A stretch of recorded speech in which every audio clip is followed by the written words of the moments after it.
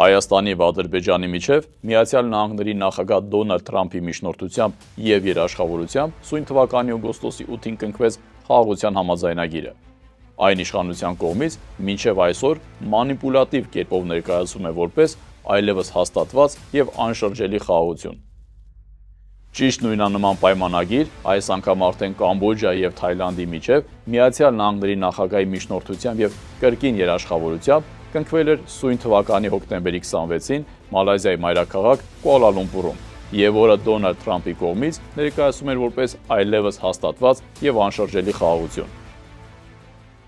Սակայն խաղաղության այս համաձայնագիրը չգործեց անգամ 2 ամիս, եւ դեկտեմբերի 8-ին Կամբոջայի եւ Թայլանդի միջև բռնկվեց նոր ռազմական գործողություններ, որտեղ ներգրավվեցին նաեւ ծանր ռազմական տեխնիկա։